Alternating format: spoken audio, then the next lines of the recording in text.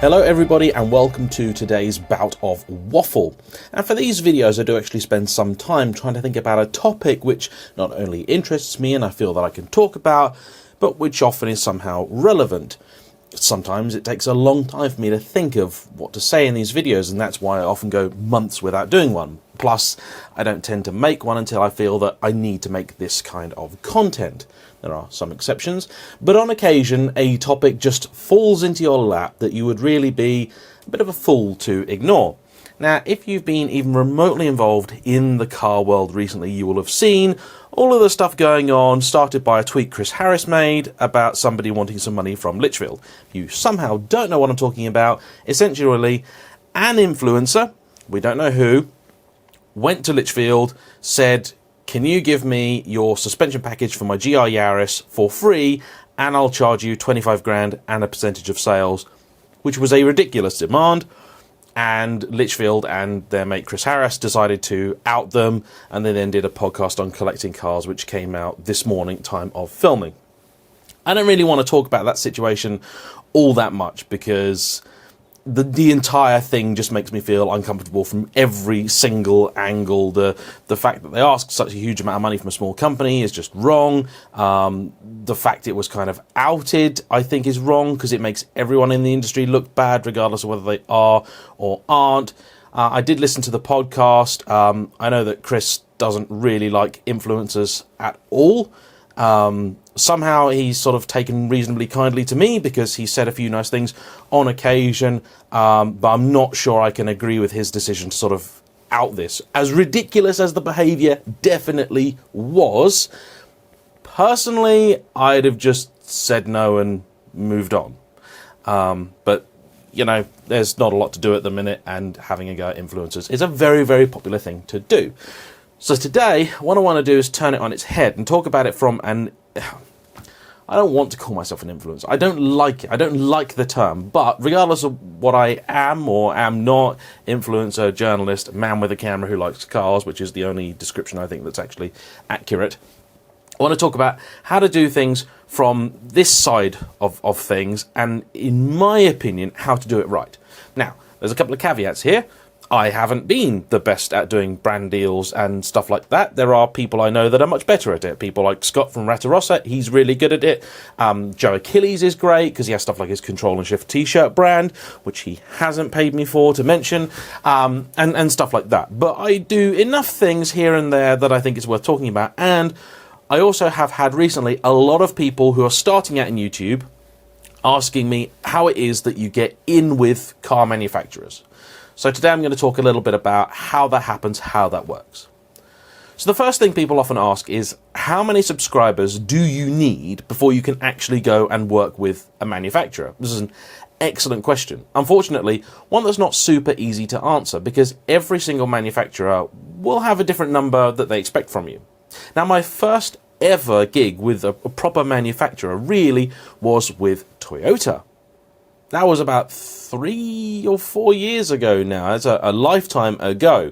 I got the phone call completely out of the blue. So I was teaching a bunch of film students, and I actually have footage of me making the phone call on 16mm film, which is bizarre, I know, but true. I just got this email out of the blue saying, "Hello, I work for Toyota. Do you want to come and join us on an event for our new car?" Which turned out to be the Yaris GRMN.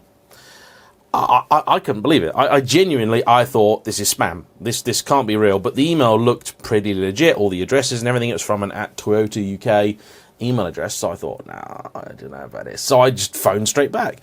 Bearing in mind, at the time, I had something like around maybe 10,000 subscribers. It was not... The channel was going good, but I still didn't think I was anywhere close to being able to approach manufacturers.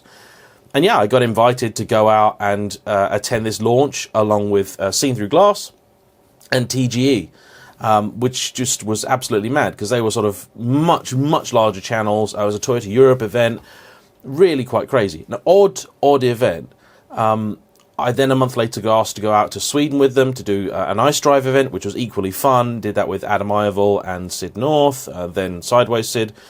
after that, I didn't do anything with Toyota, and that was really heartbreaking. Like really, really, genuinely heartbreaking, because so many times in film, my previous career, which is still a very fresh memory at that point in time, you'd do one project with someone and they promise the earth and be like, yeah, if you do this and you do it well, then the next thing we're going to do is going to be the big break, and that's going to get you into the business and everything's going to be wonderful. And so many times that happened and it just never materialized. I mean, to be fair to my guy at Toyota, I gave him such a hard time, because pretty much every single day I was asking him for the plane tickets, because I just did not believe this was going to happen until I had those tickets in my hand. I just thought, yeah, one day I'm going to get an email saying, yeah, sorry, we meant to book the chef, we didn't realize that you're not the same person, like, I know you're both fat and like cars, but you know, hey ho, mistakes happen. So that was incredible that it actually happened, then heartbreaking that nothing happened from it. I asked for press cars, got told no, yada yada yada. I am now working with Toyota again, which I'm very, very happy about, and after this lockdown is over, we're going to be discussing doing some more stuff with them. They invited me to come and drive GR Yaris, so hopefully I'm going to drive some non-Yaris Toyota product from them at some point soon. There are obviously a lot of car companies to choose from. Some of them I still very much cannot get in touch with, just cannot work with. So I'm now at just over 130,000 subscribers, and it's a really bizarre scenario, because I do work with Bentley, with Porsche, with Ferrari, but I have tried and either been told no or just ignored by Ford, Vauxhall, BMW. This and Mazda as well, actually. Mazda said no. So it's just a bizarre situation that I can get a Bentley easier than I could get an MX-5 demo car. That's the truth of it. It doesn't always make sense. If you want to work with a car manufacturer, there are a lot of things that you're going to have to consider. And it's not always the size of your channel. I was very lucky. I got press cars probably a lot earlier than many places usually would. I always tried on the channel to present myself fairly professionally, to keep the swearing to pretty much minimum. I did do a little bit in the early days, and I now do pretty much none, because I realised that ultimately it doesn't add anything to my reviews, but there were a few people that wanted to watch with their young children, and they decided because of that they couldn't, and I thought that's a shame, because that's taking audience away. They're not extra viewing figures, but it would just be nice to be able to have everybody watch the channel. By and large, most car companies are probably not going to want to work with you until you're at least sort of 25, 30,000 subscribers. There are a few exceptions. I did work, like I said, with Toyota, because they contacted me. I did also get a few cars from Caterham, and the way they made that work was essentially I went down to them and got the car from them. So rather than them delivering it and all that jazz, which is obviously quite expensive, I would go and get the car from them. So that made that work. I did get a Civic Type R from Honda as a sort of one-off, and that I was lucky because the guy at the time who was running the Honda press fleet was a big Lotus fan, and he knew my channel because of that. I did get a lot of cars through dealers at the time, and if you're a smaller channel, a dealer is probably a better place to go to. However, dealers have their own issues too. If they're a main dealer, they're almost certainly going to say no, because generally they don't want to do anything that might upset head office. I mean, can you imagine if you went to, let's say, BMW, your BMW dealer, and you got an M135i X-Drive and you drove it and you said, actually, it's rubbish. Well, if there's now a review on the internet saying that an M135i is rubbish, someone at BMW might get really upset and have a go at that dealer. So it's not a risk that they're going to want to take. Dealers usually will say no. That's not to say that they all will. If you have a dealer that you know and you get on with very well, maybe you've got a pre-existing relationship with them, that's something maybe you can pursue, but don't expect too much. Unfortunately, we had a change of rules here a number of years ago where when cars get sold, the tax that's on them goes away immediately. So it used to be you'd have used car dealers and they'd have a whole yard full of all these used cars which had tax on them. So they were legal to drive on the road provided you were insured. That unfortunately is not the case anymore. So you need to take the dealer's trade plates out, and generally they don't want to sort of see those go down the road. Older specialist dealers, again, if you know them already, you're going to be more likely to be able to get cars from them. Otherwise, it's kind of friends and family. Insurance is something that seems worth talking about because, again, it's a very UK-specific thing. Car YouTubers, you need insurance. Unfortunately, it's really, really difficult to get. I have a policy from a company called Peter James. I can only get that policy because I have been doing it for a number of years. It is my sole income, and I have a track record of not having bent any of the cars that I have reviewed. But if you're just starting out, they're really not going to want to give you an all-singing, all-dancing trade policy, and even if they did, it's probably going to be ruinously expensive. It took like 2.5, 3 years for YouTube to actually be able to earn enough money to pay for the trade policy that I had. So it's a horrible catch-22 situation, because a lot of people will want you, understandably, completely understandably, to be insured on their cars when you're driving them, but it would cost an absolute fortune to do that. So YouTube already loses lots and lots of money for nearly everyone that does it, certainly for car YouTube, for the first couple of years. So making that loss even bigger is something very difficult to do. I was lucky, nothing bad happened, and I've made sure now to sort of, shut the gate before the horse buggers off by getting a decent insurance policy. If you get cars from dealers, that's sorted. You get cars from manufacturers, same thing again. If you've got your channel to a reasonable size, sort of between, I'd say over 10,000 subscribers, then you can probably start going on some smaller industry events or bigger industry events. Stuff like SMMT, which, again, the last couple of years or last year hasn't really run. That's a day where you go, there are loads of manufacturers there. It's not really a very good or suitable place for filming, although some people do, they're not meant to. But you can at least meet manufacturers. You can speak to people, speak to the PR departments. If you want to get in touch with the PR department directly, it's pretty easy, because most companies will have a media site. So if you want to find it out, you just go, I don't know, you want Ford's media, just go, Ford Media UK or whatever. And there'll be a site, and they'll have a list of people. And if you want to get in touch with these people, if you want to work with them, you just do it very simply. Hello, I'm James Martin. I'm based here in the UK. I'm a car YouTuber. I've been doing it for 4 years. I have this many subscribers. I would really like to do a review of the new Focus ST. If there's a reason why, because I used to have the old one and I really liked it, and now, I want to do a new one, yada yada, here's who's watching my channel. Don't make the email too big. Make it reasonably brief, because if you send them, Lord of the Rings, they're just not going to be interested. They're not going to read it. So send them an email just to kind of get a gist, see if they're interested. If they're interested, they'll probably come back to you and say, can you tell us this, and this, and then we'll maybe sort something out. I have had examples before, let's say Jaguar or JLR. When I was a smaller channel, a lot of people asked me to do a review of an F-Type, and I didn't know anybody with an F-Type or any dealers that had an F-Type, so I thought, I'll email Jaguar. They came back to me and they said, look, thank you for your email, all that jazz, but, sorry, your channel's just not big enough for us. And I said, what's big enough? Tell me what's big enough, and I'll come back then. And they said, about 50k. Get 50k and we'll speak. So I was at about 46, 47k, like 2 years later, and I thought, you know what? I'm going to get in touch with Jaguar now. So I emailed their new media person, said, hello, this is me. A couple of years ago, I sent an email, and you said, come back at 50k. I'm pretty much at 50k now. What can we do? And they said, yeah, cool. Well done. Congratulations. What do you want? And as you can tell, I have been working with Jaguar Land Rover ever since, which is fabulous. Audi, as an example, I sent them an email and they said, come and meet us at the SMMT, at the Motor Industry Day. So I did that, and then I started working with them after that, started with an RS3 and then moved on to various different things, then started working with the Heritage Department, which was great, various different things. Kia, I've been working with for a very long time, the longest out of nearly all of the manufacturers I work with. They're really, really good. They're award-winning PR department, really nice people, and genuinely, the cars are fantastic. If you have not driven a Kia, you really need to either get the Ceed GT, the Stinger. Stinger's the one that everyone wants, and honestly, it is brilliant. But yeah, that's great.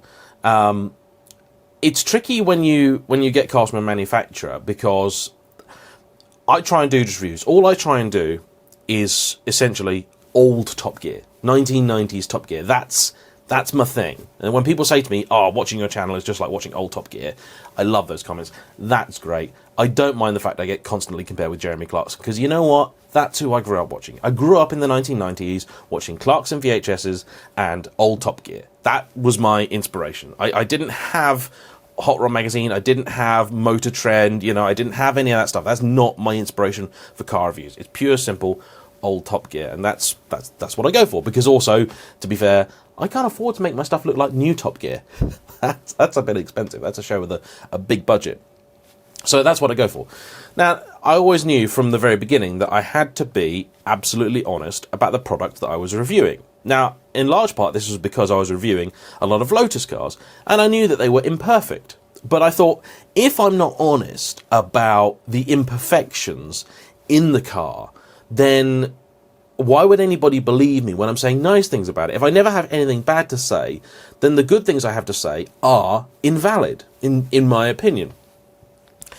This does lead to some comical situations, though, because I will get comments from people saying that I never say bad things about any car ever, and also people saying that I never like any car ever.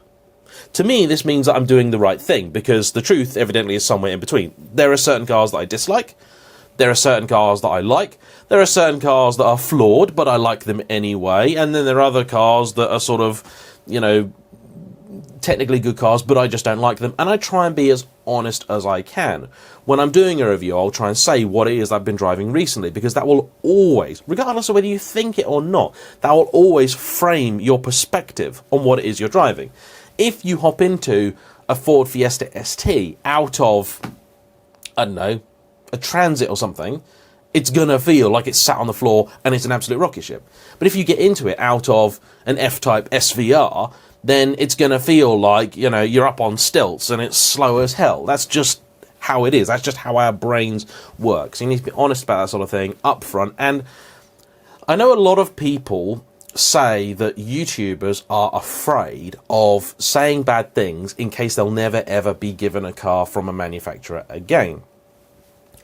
I would say it is true that some YouTubers moderate their views, certainly the views that make it to the finished edit, maybe because of that. I think there are people out there who I would term more lifestyle people or vloggers, rather than sort of motoring journalist types or aspiring to be a motoring journalist type. You know, they're more, here's what the car is, here's how powerful it is, all that kind of stuff. In fact, I'm pretty confident that Tim Schmee would happily tell you that what he does really isn't so much reviews of cars, more showcases. You know, here it is, here's the specs, here's a little bit about what it's like. That's his audience, that's his channel. I don't think he'd be upset by me making that remark. Incidentally, Tim is one of the very, very few big YouTubers who's ever treated me like a human being. It's an odd, very cliquey world, the YouTube world. I am not considered a big YouTuber. I'm not a big YouTuber. Of course I'm not a big YouTuber. 130,000 subscribers. You know, but you go on an event with someone that's got like 500,000 subscribers, and very often they all just kind of not know who you are. They'll kind of ignore you. They'll maybe be polite or whatever, and that's it.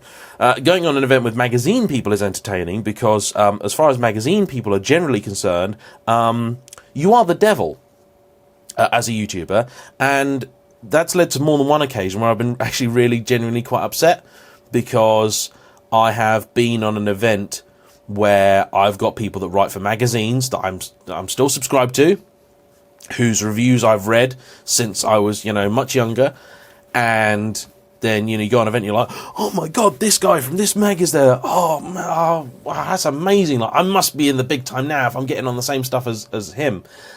And then I mean, like, literally, it's the conversations like that. Like, they just don't even want to look at you. Like, it's like they got their own world, they got their mates that they've known for 20 years, and you are definitely not part of their party. It's really upsetting. And I don't think it should be like that. I don't think it needs to be like that. Like, we should all be there united for a love of cars. So I make a point of mentioning Chris Harris. He's an old school journalist, but he's actually said some nice things about me, which came out of the blue. I only found out about those when someone messaged me. I know Chris is a strong believer in the internet as meritocracy, and I respect him for that. And this is why I was very, very happy when Tim actually spoke to me like a person rather than, and who are you, get my bags. So, you know, it's a nice. Tavarish as well, actually, to make a point of saying Tavarish, I emailed Instagrammed him, like, out of the blue completely, and really, really lovely, decent, friendly, down-to-earth guy. Totally did not expect him to even entertain speaking to me, let alone letting me go out and meet him and everything. So it can happen. You do encounter nice people in this business. So that's a little bit of a tangent. What else have I got to say about working with manufacturers? Don't be upset. Don't try too hard. You know, if they do rebuff your advances, then take feedback on board. If they come to you and say no, use it as an opportunity to ask them and say, okay, cool, thank you very much. What is it I can do to improve the channel or grow or whatever that will then make you interested? And like my experience with JLR, maybe they'll tell you and go, yeah, no, here's what you need to do.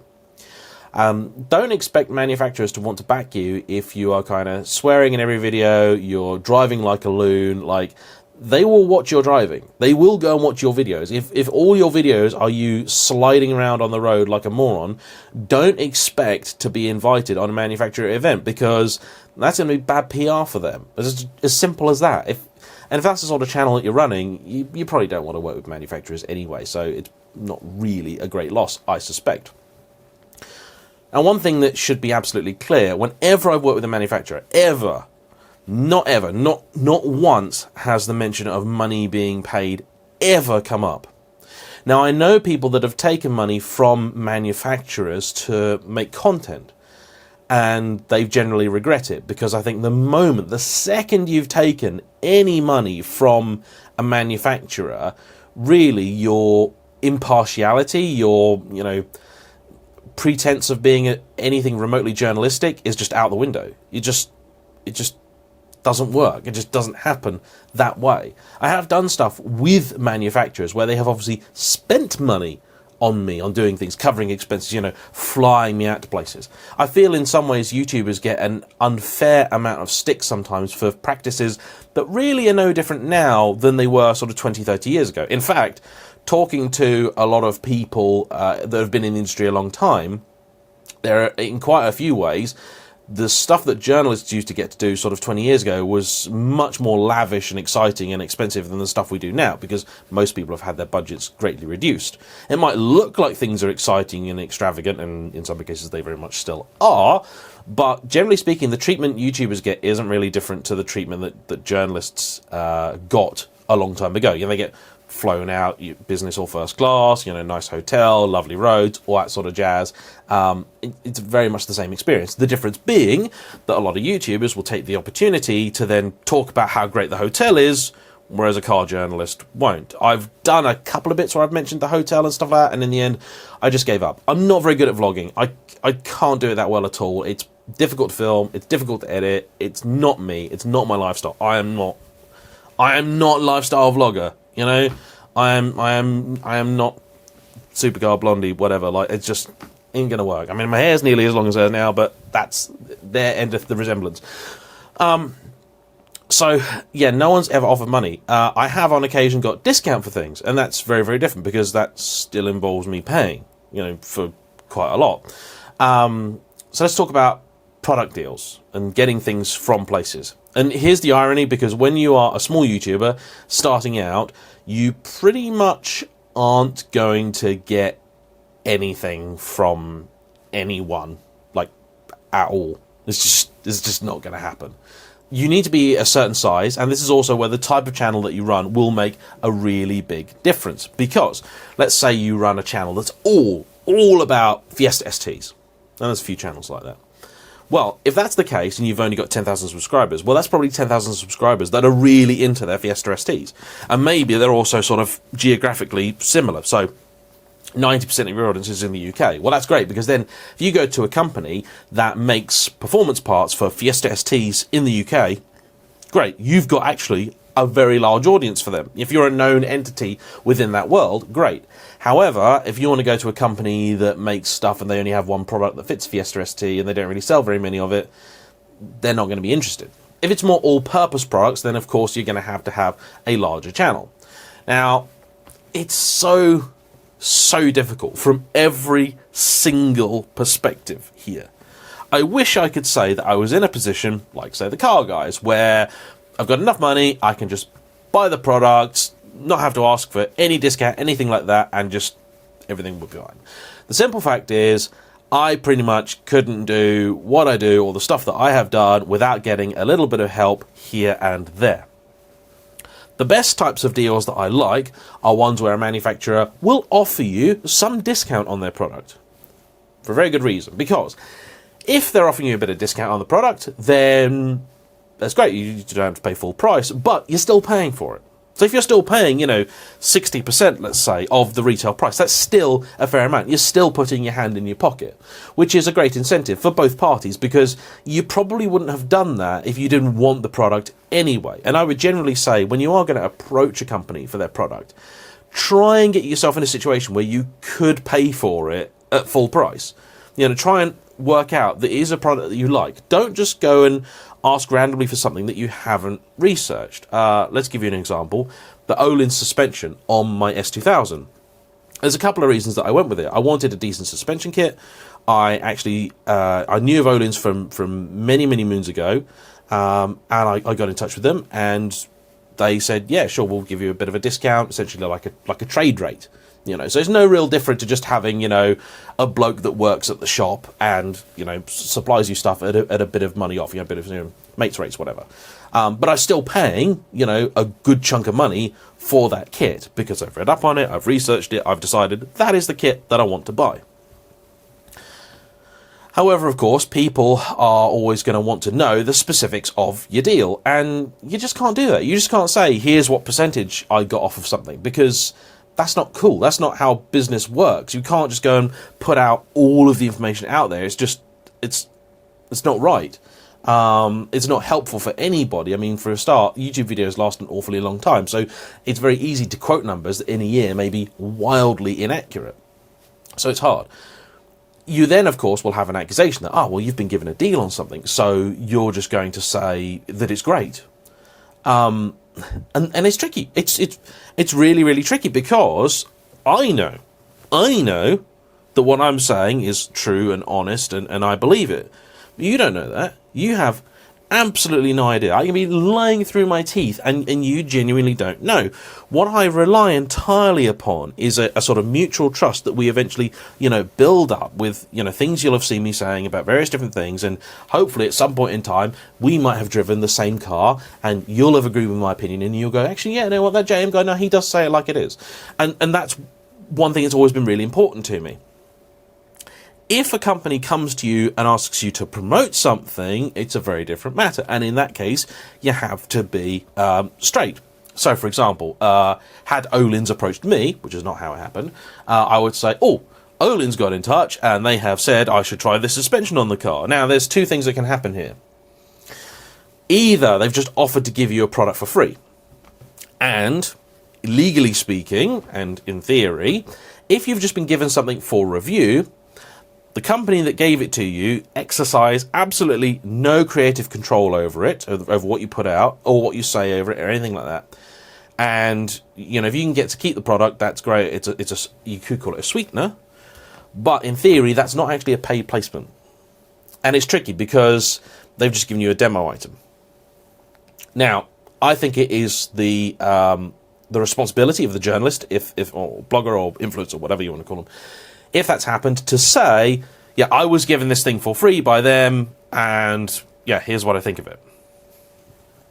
And on occasion, I know Chris Harris said, he got given some free Dunlop tyres once, and he said that they were awful, and hey presto, never got any more Dunlop tyres. And that will happen. Just like as I alluded to earlier, there are YouTubers out there who will moderate their opinion for fear of never being invited back by a car company to drive their product again. I have, in history, only actually ever had one company, throw their toys out their pram about something that I said about their product. And unbelievably, it was not McLaren. I fully expected were going to, but actually they said zero to me. They said nothing at all, which in hindsight is probably the smartest thing they could have done at that point in time. You will get, though, YouTubers that do moderate their opinion for a fear that I don't think is justified. In fact, I know several car companies that quite like me because I have said negative things about their product, because they go, that's wonderful, that's great, we like the fact that you have been honest about the product, and therefore it doesn't come across like some just, fanboyish review. There are several car companies who have actively made me go and review their competitors' vehicles because they don't want me to be seen as sort of just, well, I'm just a Ferrari fanboy or an Audi fanboy or a Kia fanboy or whatever.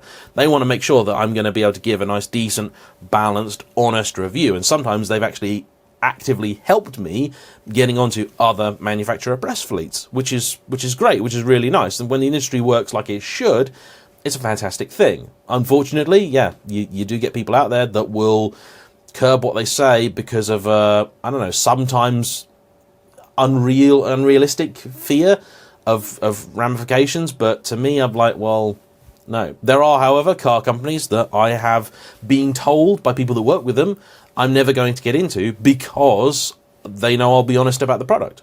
Whether that's true or not, I don't know. And it's kind of sad, isn't it, to think that a car company wouldn't want to give me a car because I'll give it an honest showing, which implies that they know the product isn't very good. Hey-ho.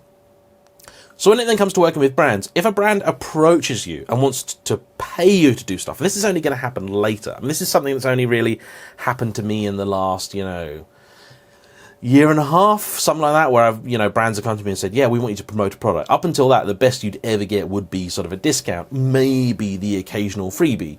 But when brands come to you and pay for you, it's a sponsorship. It's a paid thing. There is no doubt. The moment they've said, we want to give you this money and you have to say this thing about our product, then it's simple. You hit the button, you tick the paid promotion button. If there is any doubt at all, I've clicked that button on videos that don't really technically qualify, which then opens up another can of worms, because if you say got on a discount for something, do you click the paid promotion button? Do you not? I tend to click it. If I've been given, what they say on YouTube is, have you received anything of value? But the problem is, when you receive a discount on something, it's like, well, I'm still paying for it.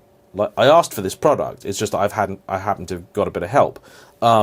The issue this creates is an odd one, because actually maybe you just got 50 quid off something, but if you tick the button, people will then assume that you got it for free. I know Chris mentioned in his podcast that he did a picture with some Focal headphones on, and people assumed that must be a sponsored paid thing. I recently did a video talking about hi-fi systems because my mate James sells hi-fi systems, and everyone assumes it's a paid promo. You're like, well, and everyone's like, oh, it's an advert for your mate's shop. Well, yeah, it sort of is an advert for my mate's shop, but I just did it because he's my mate and because he sells some nice stuff. I thought you would be interested to see it, but he has not paid me. In fact, quite the opposite. I've just bought a whole bunch of stuff from him, which is why I've got this interest in hi-fi kind of, at the top of my mind at the moment. So people will often think you've been given or received more than you actually have just because you've ticked that box, which I assume is why some people just don't do it. That, or some people are just plain old disingenuous, because that definitely exists. That's absolutely a thing on YouTube. Sad, but true. Ultimately, if you are a YouTuber and you're looking at trying to, get into this murky world of brands and things like that, your best thing to do once you've reached a certain size is to try and find yourself an agent. Now, if you are a car YouTuber, you might want to speak to my guy James at 4 Straight Media. Now, he's not actually officially kind of my agent. I don't really have one of those, but I work with him a lot, and he brings me a lot of brand deals. He gets a cut, and of course, you have to be very good and very straight. Like, so there's brand deals that he's organised. He organised the BOTB thing for me, and he will continually organise that. You got to be very careful. You can't jump over people's heads. You can't go and organise stuff behind their back. If people come directly to me, I'll deal with them. But if he brings me an offer, it goes through him. There is a cut involved, he takes money, but the way I see it is, if he hadn't brought me the deal, it may never have come to my doorstep anyway. And having someone like him is very helpful, because I'm just not very good at approaching brands and doing all that sort of stuff. There was one weird incident that happened a few years ago. There is a British suspension company, and I've driven a few cars with their products. Now, I was thinking about getting the S2000, and theirs was one of the products I was considering buying, and I've been told it was very good. I didn't have the S2000 at this point in time, but I thought, what, I'd love to do a video just seeing how suspension is made, how you set it up, how you work out what the correct settings and, dampings and valvings and whatever are for a car. This company's based in the UK. This is all pre-COVID as well. So I emailed them and I said to them, oh, hey guys, look, here's me, here's who I am. I probably had like 50, 60,000 subscribers at the time, maybe more.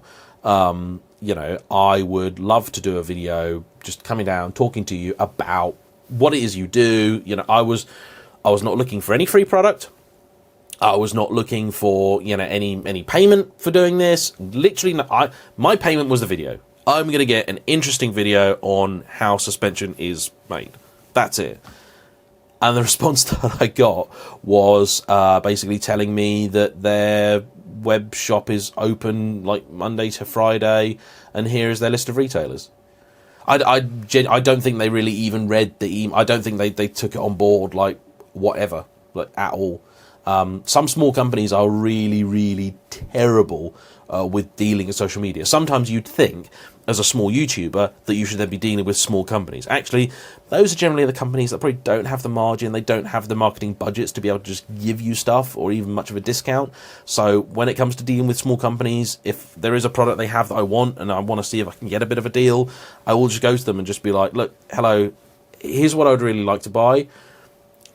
Is there something that we could do? You know, if there is, great. If there's not to worry about it. Like, I'll buy the product anyway, you know, and I've said that, you know, of course they could always say like, oh, well, we can't do a deal, you're going to buy it anyway.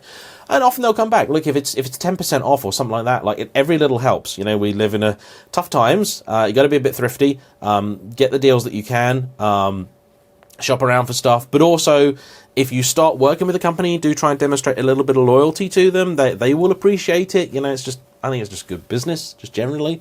So just try and do things that way. Big companies, oddly, and they might seem a bit more daunting to work with, but actually they can be a bit better prepared, and they're a bit better set up, and they're more used to dealing with this sort of thing, these requests, and they'll probably have procedures in place. In fact, there are a lot of companies, like Mishimoto, for example. Some of those companies, they just have a form you can fill out. Just go on there, and you can become one of their brand ambassadors or whatever. You just go on there, you type it in, and you'd be like, there you go, as long as you make a video, you get 20% off everything, whatever.